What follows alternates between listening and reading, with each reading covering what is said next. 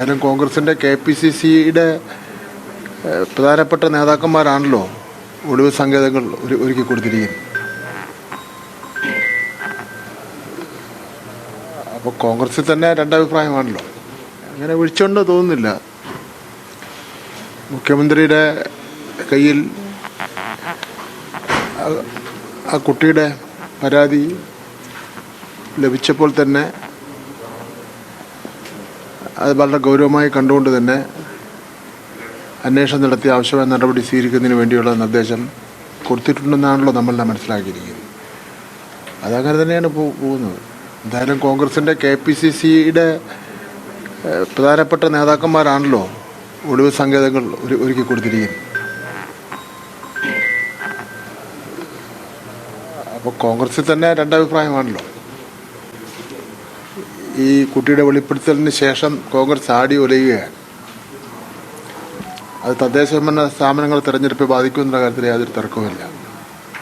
ഇപ്പം സംസ്ഥാനാടിസ്ഥാനത്തിലുള്ള ഗ്രൂപ്പ് ഇയാളുടെ പേരിൽ ഉള്ള 2 ചേരി അത് താഴെക്കടയിൽ അടക്കം ബാധിച്ചിട്ടുണ്ടെന്നുള്ളതാണ് മനസ്സിലാക്കേണ്ടത്.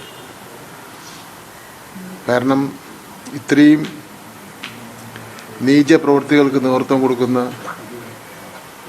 ഒരു വ്യക്തി കോൺഗ്രസിൻ്റെ നേതാവായി ഇരിക്കുക എന്ന് പറഞ്ഞാൽ ഇന്ത്യൻ രാഷ്ട്രീയത്തിലെ ഏറ്റവും വലിയ പാരമ്പര്യമുള്ള രാഷ്ട്രീയ പാർട്ടിയാണല്ലോ കോൺഗ്രസ് എന്ന് പറയുന്നത്. ആ കോൺഗ്രസിൻ്റെ സ്ഥിതി ഇതാണ്.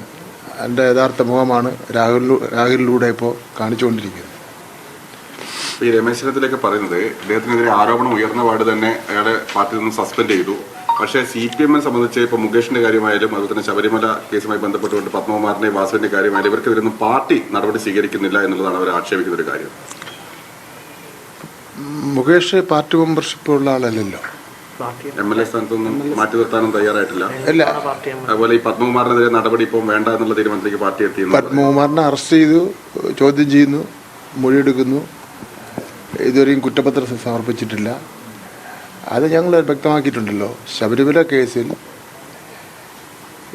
സ്വർണ്ണപ്പാളിയുമായിട്ട് ബന്ധപ്പെട്ടുള്ള കേസിൽ ഉപ്പ് തിന്നവൻ വെള്ളം കുടിക്കും.